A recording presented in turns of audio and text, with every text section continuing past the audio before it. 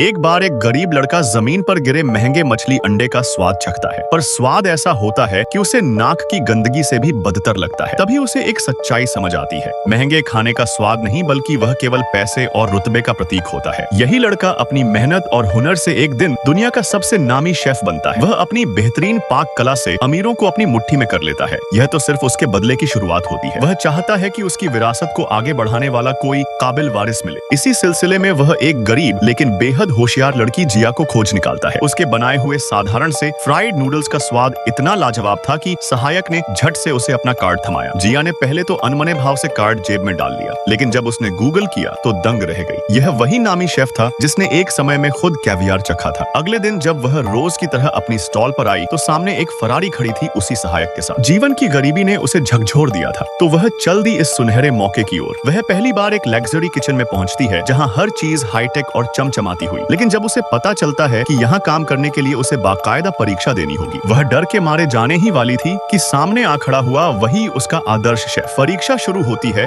उसका मुकाबला था एक नामी संस्थान के डॉक्टरेट होल्डर से। उस लड़के ने तो महंगे झींगे, विदेशी चावल, बटर सब कुछ इस्तेमाल किया, जबकि जिया ने बचा खुचा चावल और 2 देसी अंडे लिए एक ने धीरे धीरे पकाया तो उसने तेज आंच पर तड़का लगाया। अंत में शेफ ने दोनों के व्यंजन चखे और बिना एक शब्द कहे सिर्फ जिया की डिश को पसंद किया। उसने कहा, तुम्हारे फ्राइड राइस का असली स्वाद बासी चावल में था। फिर शुरू हुई कड़ी ट्रेनिंग। मांस को 2 मिलीमीटर मोटा काटना, आग की सटीक टाइमिंग, हर छोटी गलती पर डांट और अपमान। जिया की आंखों से आंसू निकलने लगे और हाथ जल गए, लेकिन उसने हार नहीं मानी। एक रात तो वह थक कर किचन के फर्श पर ही सो गई। अगली सुबह उसने सबके सामने एक परफेक्ट डिश बनाकर शेफ को चुप करा दिया। फिर उसे एक भव्य पार्टी में ले जाया गया जहां धन कुबेरों ने उसके बनाए खाने की तारीफ की, लेकिन उनके खाने का ढंग बेहद घटिया था। यह देखकर जिया को अपने गुरु के प्रति एक डर भी हुआ और श्रद्धा भी। वह कुछ और सीखना चाहती थी, लेकिन उसे झाड़ू पोंछा थमा दिया गया। उसकी मेहनत को फिर से अनदेखा किया गया। यहाँ तक कि जब एक रसोइया ने सिगरेट पी तो शेफ ने उसका सिर पतीले में डालकर उबलते पानी में सिगरेट बुझा दी। अब जब किचन में स्टाफ कम हो गया तो मजबूरी में जिया को दोबारा खाना बनाने को कहा गया, लेकिन इस बार ग्राहक कोई अरबपति नहीं, एक साधारण परिवार था।